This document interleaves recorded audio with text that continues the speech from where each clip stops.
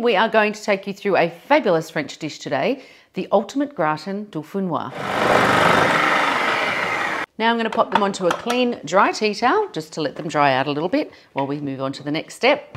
So I'm going to start with 300 mils of milk, some roughly chopped just one shallot and some garlic. We're going to add 300 mils of cream. Pop that in like that. We're going to add a little sprinkle of thyme. You can use fresh thyme as well.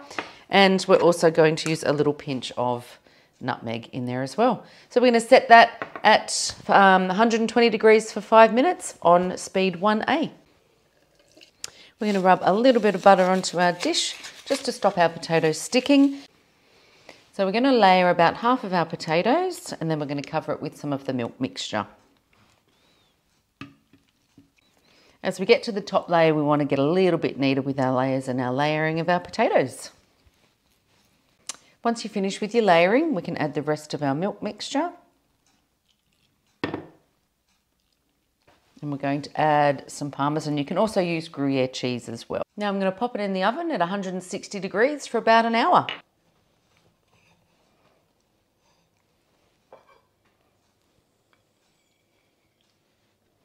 Delicious. Bon appetit.